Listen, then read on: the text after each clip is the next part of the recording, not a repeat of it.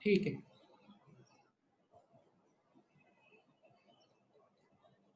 जय जिनेन्द्र।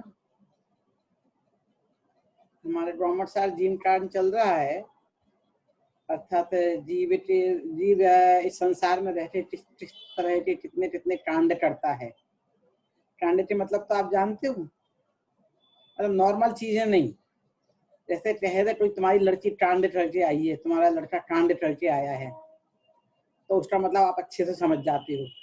एकदम वो कोई सिंपल सिंपल चीजें करके नहीं आया है, और कोई ऐसा काम किया है जिससे अब हमें बहुत दुख और कष्ट उठाने पड़ेंगे। तो ये ही जो जीव है इस संसार में रहता है, तो कैसे कैसे कांड करता है और कैसे कैसे दुख उठाता है, उसकी चर्चा इस समय है। तो ये पंच परावर्तन की बात चल रही है। पंच परावर्तन में आते हैं द्रव्य परावर्तन, क्षेत्र परावर्तन, काल परावर्तन, भाव परावर्तन और भाव परावर्तन। द्रव्य में जो दो द्रव्य पुद्गल जीव, तो पुद्गल द्रव्य का परावर्तन अनंत काल का है, और जीवित ने भी यदि सम्यक दर्शन प्राप्त नहीं किया है तो जीव के भी परावर्तन होते रहते हैं, इस तरह की चर्चा आई थी। और जो सम्यक दृष्टि जीव होता है वो परावर्तन काल से बाहर निकल जाता है। तो पंच परावर्तन की जो महिमा स्वानुभूति ने बताई, और ये तो ऐसा लग रहा था जैसे पंच परावर्तन करना हमें वो लालायित है पौसे करने के लिए। ऐसा नहीं है। इन्होंने बताया द्रव्य परावर्तन अनंत काल का, अनंत काल में द्रव्य परावर्तन होता है, बहुत मुश्किल से होता है।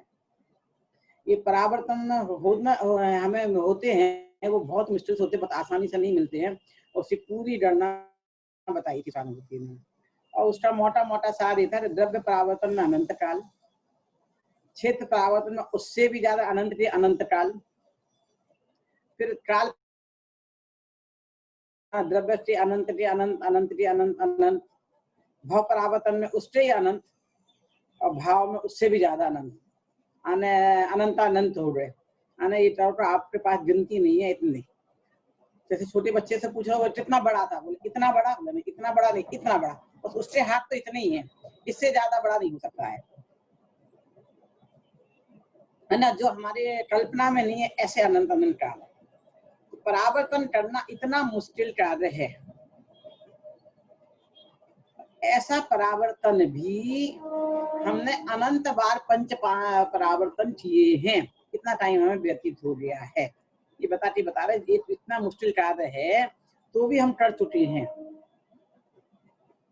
जैसे आपको ध्यान हो, राम कहानी पद्म पुराण से, मेरी राम कहानी से नहीं, मैंने राम कहानी में थोड़ा सा आगे पीछे किया है। कहानी तो उसी पद्म पुराण के आधार पर है, पर पद्म पुराण हम पढ़ने जाते हैं तो आरंभ के 500 पेज 1000 पेज रावण की पूरी महिमा है। रावण से शुरुआत है, रावण से पूरी महिमा, रावण के कितना शक्तिशाली था और सब चीजें थी, महिमा बताया। तो हमें तो राम कहानी पढ़नी थी, रावण रावण का बता रहे हैं, क्या बात इतना महिमा बनता है। और राम की चर्चा आई तो कितने आई, 1 मिनट में आ गई। इतने शक्तिशाली रावण को राम और लक्ष्मण ने मिलकर मारा। अंतिम बात किसने किया, किससे मरा बात अलग है, युद्ध तो दोनों ने साथ मिलकर किया था ना। मैंने इसलिए राम लक्ष्मण ने मिलकर मारा बोला है, हिंदू कहानी के अनुसार राम ने मारा और जैन का लक्ष्मण ने मारा।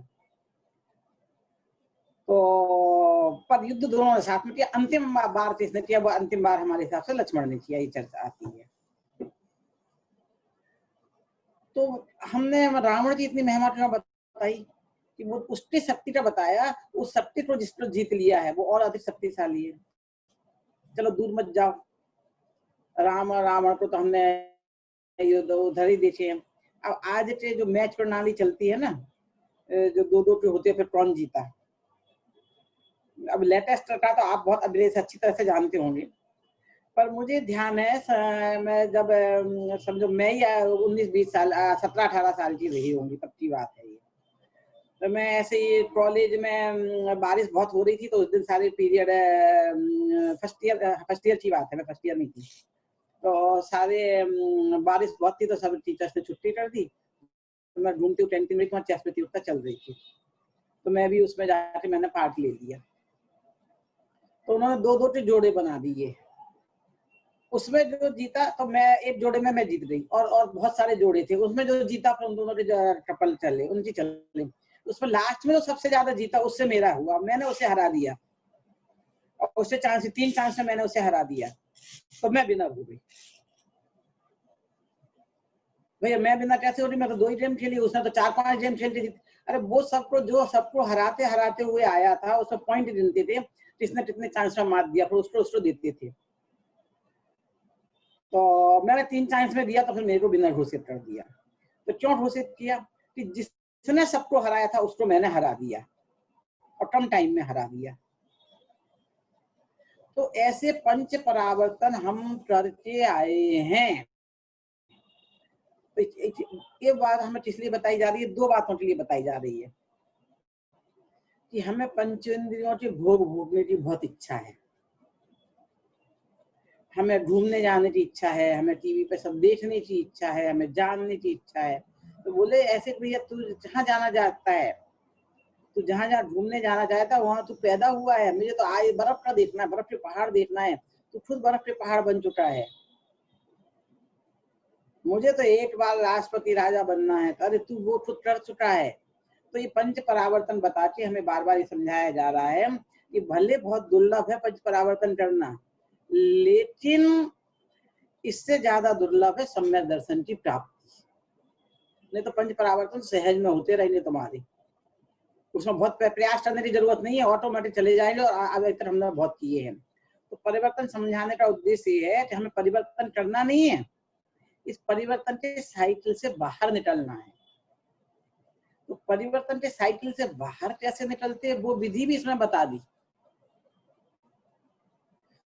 तो आपको हमने जैसे समझ लीजिए कि हमने 6 ढाला में पढ़ा था पंच परावर्तन करनी है, तो उस समय जो बात हमें समझ में आई थी, और ब्रह्मण सार पढ़ के जो बात समझ में आई है, तो एक लाइन में पढ़ा था पंच परावर्तन करें तो हमें वो हुए थे क्या, क्या कहते हैं, हमें ऐसा लगा था कि अब हमें सम्यक दर्शन प्राप्त कर लेने चाहिए, मोटिवेट हुए थे क्या, ये सुन के हम जैसे अच्छे से मोटिवेट अभी हो रहे हैं, हमें लग रहा है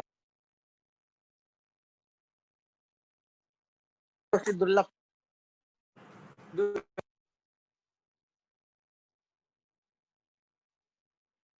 तो ये ब्रह्मण सार करना ये बताया है कि देखो जो मनुष्य भाव तुम्हें मिल गया है, बहुत सुलभ समझ रहे हो, क्योंकि हमें जो चीज मिल जाती है उसे हम सुलभ समझते हैं, लेकिन वो उतनी सुलभ नहीं है, दुर्लभ है। यदि तुमने इसका उपयोग नहीं किया तो ये समझ लेना चाहे हीरा देके तुमने नमक मिर्ची खरीद ली है। तो इसलिए पूरा इसका उद्देश्य ये इन्होंने कि ये परिवर्तन हम कर चुके हैं, घूम फिर चुके हैं, हर चीज देख चुके हैं, अब तुम्हें इसे देखने में जो जो आप कर रहे हो उसे करने में टाइम स्पेंड करने की जरूरत नहीं है। फिर आप कहोगे कि हमें तो याद नहीं रहता है। सबसे बड़ी समस्या, जब हमने 5 साल तो हमें एग्जाम आपका वैसे ही रखा था फ्लोज जैसे होता है, तो सबकी एक समस्या आई और सब इससे कतराने लगे परमाणु से बैठने से। तो हमने ओपन बुक, क्या समस्या आई, हमें स्मृति नहीं रहती है, याद नहीं रहता है, बस यही अच्छी इसे आपने समस्या बताया, इसलिए हमने ओपन बुक रखा। तो यही समस्या है कि आप घूम के आओगे और आप फिर भूल जाओगे, फिर घूम के आओगे फिर भूल जाओगे, और हमारी भूलने की आदत हमारी बहुत अच्छी आदत है। हम नरक में गए और दुख हमें याद नहीं है तो अच्छा है, नहीं तो याद करके रोती रहती। हम स्वर्ग में गए, दुख हमें याद नहीं है तो बहुत अच्छा है, नहीं तो वो याद करके रोते रहते। तो क्या चीज याद करनी और क्या भूलनी, वो हमें ध्यान रखना है। तो पंच परावर्तन हमने किए हैं, पर हमारा भाव बदलते ही साथ पूर्व की सब बातें भूल जाती है। अरे पूर्व की क्या, अभी आपने 1 महीने पहले कोई सीरियल देखा हो, अभी पूछे रिपीट नहीं किया तो याद नहीं है, हाँ देखा तो था, मूवी याद नहीं है, एक बार फिर से देखी जा सकती है, देखते हैं तो याद आती जाती है। तो जब ये हम पढ़ते हैं तो हमें अपने दुख याद आते जाते थे, हाँ मैंने बचपन में ऐसे दुख उठाए थे, हाँ बचपन के दुख तो हमें कुछ कुछ याद आ जाएंगे ना, सुख के क्षण भले ही याद ना हो, दुख के क्षण तो याद रहेंगे ना, कि हमने लड़ाई लड़ी थी और हमें ऐसा हुआ था। तो इस तरह से इसमें ये बता के कह रहे हैं, सारे से बता रहे हैं कि देखो ये तुम्हें मिला है, भले तुम्हें याद नहीं रहता, बहुत अच्छी बात है, पर तुम्हें कुछ तो याद है ना, अपना नाम तो नहीं भूले हो। तो अपना नाम आदमी सबसे एंड में भूलता है, नाम भूल जाए, पर मैं हूं, मुझे दुख हो रहा है, ये तो नहीं भूलता है। कोमा में चला जाए तो बात अलग है। कोमा में जब तक व्यक्ति नहीं गया है, और कोमा में भी उसे कुछ ना कुछ तो फीलिंग होती ही रहती है, तो दुख की फीलिंग सदैव हो रही है, तो 100 अपर की फीलिंग आप कर सकती हो। इतना तो याद है कि ये मेरे लिए अच्छा हित कर रहा है या हित कर रहा है। ये मन से रहित प्राणी, पेड़ पौधे भी इतना समझ जाते हैं, 2 इंद्रिय 3 इंद्रिय प्राणी भी इतना समझ जाते हैं, तो आप तो सैनी पंचेंद्रिय हुए हो। तो जब तक आपको 100 अपर का भेद करने की सामर्थ्य आप में विद्यमान है, तो आप वो भेद विज्ञान करें और अपना मनुष्य भाव सार्थक करें।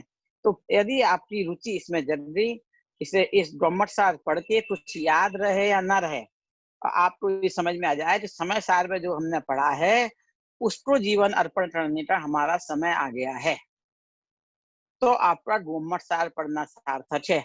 इसलिए हमने गम्मट सार को फाइनल ईयर में रखा है कि आप कठिन सेमेस्टर छोड़ोगे तो क्या छोड़ते जाओगे, फाइनल सेमेस्टर में है। अब तो आप सोचोगे ना क्या कि अभी चलो हमने 4.5 साल पूरे दे दिए एग्जाम, एक लास्ट एग्जाम में दे दो, थर्ड पेपर, फर्स्ट पेपर नहीं, छोड़ के भाग जाओ, है ना। तो ये पढ़ते समय सार की ओर उन्मुख हो जाए। तो इसलिए फर्स्ट पेपर से पहले थर्ड पेपर समय सार रख रहे थे, तो मैं कहा नहीं, पहले समय सार का मुझे एक बार और रिवीजन चाहिए, गवर्नमेंट साल में रिवीजन नहीं चाहिए, अच्छे से रिवीजन चाहिए गवर्नमेंट साल पढ़ने के बाद। तो अब हम पूरा टाइम आपका समय सार रिवीजन में डालेंगे। तो जितने भी आपको असाइनमेंट देने हैं, गणधर, विषय विशारद, भाव आसन बच रहे हैं, वैसे विषय विशारद आपकी इस पे बहुत अच्छे से हो जाएंगे गवर्नमेंट साल पे। अब सब एक एक अपने, जैसे कि मैंने रमा और रमेश का उदाहरण दिया, तो कोई भी गाथा चाहे लब्धि हो, जो भी गवर्नमेंट साल के कोई सी जिसका भी हो, उसमें विषय विशारद आप पकड़ लीजिए कि ये पढ़ के आपको क्या समझ में आया और क्या इससे आपकी लाइफ चेंज हुई है और आपके जीवन में कुछ परिवर्तन आ रहा है, और कहीं कुछ आपकी दिशा बदली है कि नहीं। यदि दिशा नहीं बदली है तो एक बार और गवर्नमेंट सार पढ़ने की आवश्यकता है, और बदल गई है तो तुरंत चेंज करके आप समय सार पर आ जाइए। तो सबको अपना अपना इंडिविजुअल देखना है। तो इसकी गणती गिनती याद रहे कि नहीं रहे, तो भाव भाषण होना जरूरी है। भाव भाषण क्या है कि मनुष्य भाव का उपयोग हमें करना चाहिए, सदुपयोग। तो सदुपयोग क्या है, आपको कहीं कुछ नहीं छोड़ना है। छोड़ना तो वो राग देश वाली चीज में है, जो साकेत जी आपने पूछा था ना, राग क्यों लिया, मोह क्यों नहीं लिया। सम्यक दर्शन में मोह छोड़ा जाता है, दर्शन मोह वाली चीज, तो राग देश में फिर चारित्र मोह वाले आ रहे हैं। अभी तो हम आपको सम्यक दर्शन की बात कर रहे हैं, जो जहां हो, आप सिंगापुर में बैठे हो वहीं बैठे कर सकते हो, इंडिया आने की जरूरत नहीं है। जॉब कर रहे हो, जॉब करते करते कर सकते हो, और कहीं कुछ। अब उसके लिए क्या करना है, 1 मिनट में आपको बता देती हूँ, आपका समय भी हो रहा है बड़ी विस्तार से, तो जब आप अपना समय साल चलेगा ना, और आनंद आनंद सीरीज चलेगी, उसमें बताऊंगी क्या करना है। कि 5 साल में आपने जो कुछ पढ़ा है ना, जो कुछ याद है, उसे एग्जाम तक तो याद रखो। आत्मानुभूति के लिए कुछ ही याद करने की जरूरत नहीं है, सब भूल जाओ, सबको साइड में रख दो। देखो अब मैं आपसे क्या कह रही हूँ, एक तो वैसे ही आपके हमें याद नहीं है, मैं और अच्छा से याद नहीं है आपके लिए बहुत अच्छा है। अब मैं भूलने की बात कर रही हूँ, देखो आपके मन की पसंद की बात कर दी मैंने। सम्यक दर्शन में पास होना है तो जितने विकल्प याद हैं सब भूल जाओ। यदि आप सब भूलते हो, आपको अपने बच्चा याद नहीं है, आपको बहू याद नहीं है, पोता पोती याद नहीं, किसी का नाम याद नहीं है, बहुत अच्छा, एकदम सही समय पर आया है। आपको क्षण तो याद हो ना, ये शरीर जो है जिसका दुख तुम अनुभव कर रहे हो, शरीर तू नहीं है, इस शरीर में नहीं, तो मैं हूँ कौन। मुझे अपने आप को पाना है, अपना चिंता मनन करना है। अब ये नहीं सोचना कि इस नए से मैं नहीं, इस नए से नहीं, मैं हूँ कौन। अब सब भूल जाओ, आप नए नए सब भूल जाओ, कुछ नहीं याद रखना। पंच परावर्तन सब भूल जाओ, करने नहीं है, वो तो हो जाते हैं पंच परावर्तन, भजे दुर्लभ होंगे, बहुत आसानी से मिल जाते। पुण्य भाव करना नहीं है, वो तो निरोधिया जी भी कर लेता है, देवव्रती में जाने लायक पुण्य भाव। कुछ नहीं करना है, कुछ नहीं करना ही सबसे बड़ा पुरुषार्थ है, करना है। जो दादा बार बार कह रहा है, सहज रहना है, सहजता। तो ये विकल्पात्मक ज्ञान में सब जानते हैं कि मैं क्या हूँ, बस अपने में जानना कि मैं तो ज्ञान स्वरूप हूँ, ज्ञान ज्ञान ज्ञान ज्ञान ज्ञान ज्ञान, मैं जानने वाला भी नहीं, मैं दो पन्ना भी नहीं। तो आपने दो भेद किए थे ना, अपने आप में जाना था, वो भी भूल जाओ कि मैं जानने वाला, मैं तो ज्ञान ज्ञान ज्ञान ज्ञान ज्ञान ज्ञान। जिस क्षण इतना तो आप सोच सकते, इतना तो याद है, ज्ञान का स्वरूप कभी निरोध में भी रहता है ज्ञान, और केवल ज्ञान में भी रहता है। वो ज्ञान पर्याय वाली चर्चा आगे आने वाली है। ज्ञान स्वरूप जो आत्मा का स्वरूप है, जो निरोध में भी गया नहीं है। ज्ञान पर्याय नाम, पर्याय ज्ञान नाम दिया है जिसका। पर्याय ज्ञान का मतलब पर्याय का ज्ञान नहीं,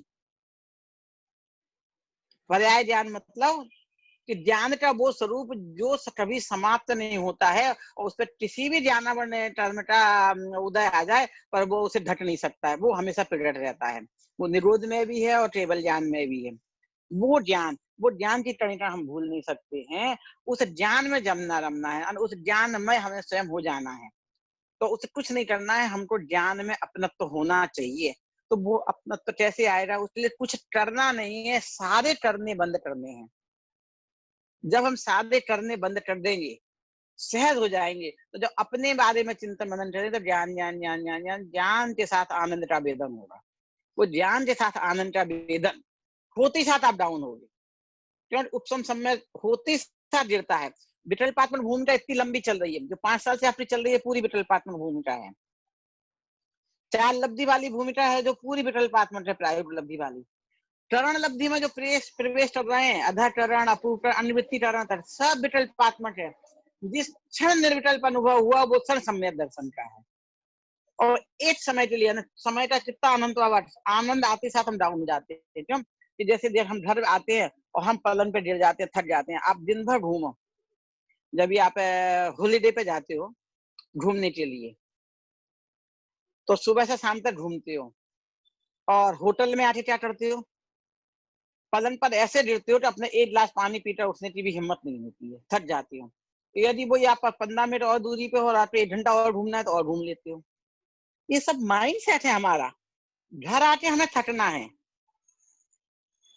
घर आके हमें थकना है, हमें बाहर नहीं थकना है, और हम घर आके थक जाते हैं। तो बस हमें अपना माइंड सेट करना है। क्या माइंड सेट करना है? कि मुझे खुद स्वयं को जानना है, मैं स्वयं कौन हूँ।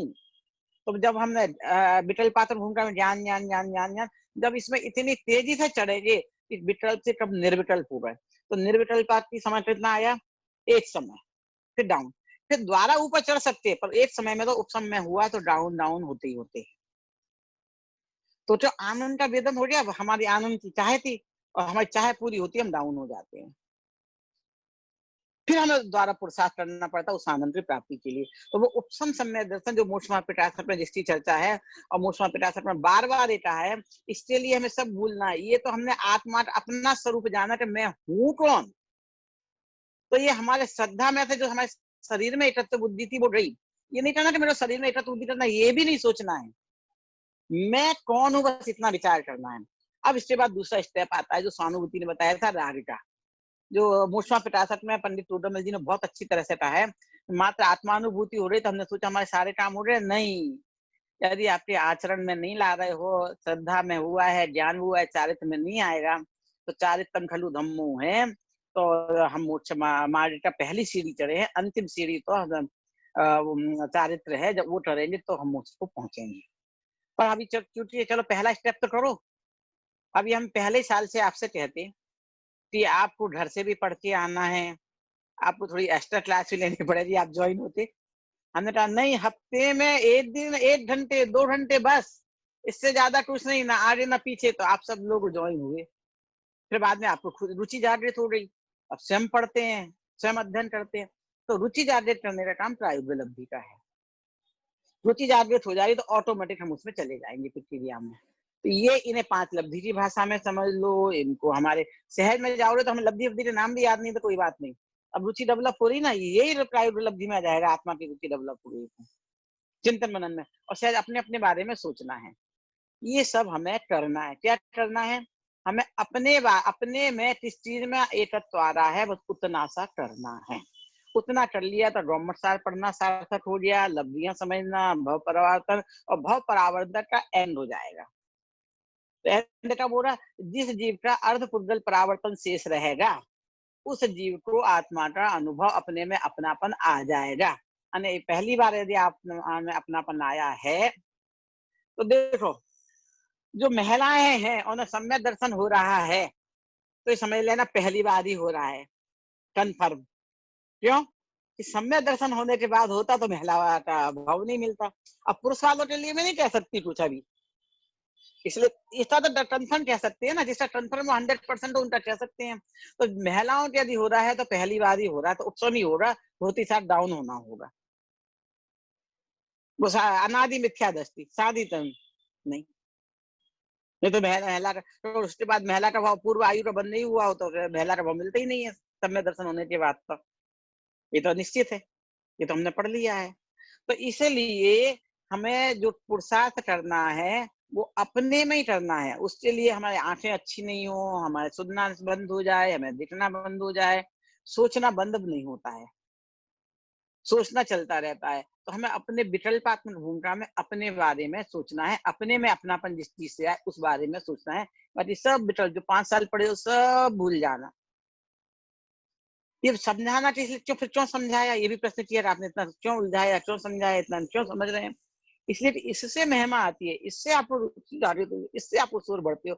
नहीं तो अरे मुश्किल से मनुष्य को मिला है, थोड़े से पैसे भी है और विदेश में जाना भी अब मुश्किल से मिलता है, हर एक को तो मिलता नहीं है। और सिंगापुर तो बहुत सुंदर है, इसकी ब्यूटी को भोगने का तो काल है ना हमारा। सिंगापुर में रह के हमने मजे नहीं किए तो फिर क्या किया, सब लोग कहेंगे। तो अभी अभी तो हम युवा हैं, हमें तो मौज मस्ती कर लें, वृद्धावस्था में देखी जाएंगे नहीं। वृद्धावस्था आई आ रही है कि नहीं आ रही, किसने देखी, आ भी रही तो करने की पोजीशन में है कि नहीं, किसने देखा। हमें एक जरा सिर दर्द होता है और हम आज क्लास अटेंड नहीं करनी, सिर दर्द है, आज पेट में दर्द है।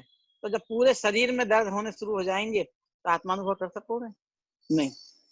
तो हमें यदि आत्मानुभव करना है तो सही काल समय आया है, 6 महीना हमें इसमें देना है। ये बनारसी दास जी भी कह रहे हैं, आचार्य अमृतचंद जी भी कह रहे हैं, मैं नहीं कह रही हूँ। यदि इतना 5 साल के बाद आपने 6 महीने डाल दिए तो आप सम्यक दर्शन लेके उठोगे उठोगे और उठोगे, और सभी सम्यक दर्शन की प्राप्ति करें, ऐसी मेरी भावना है। जय जय।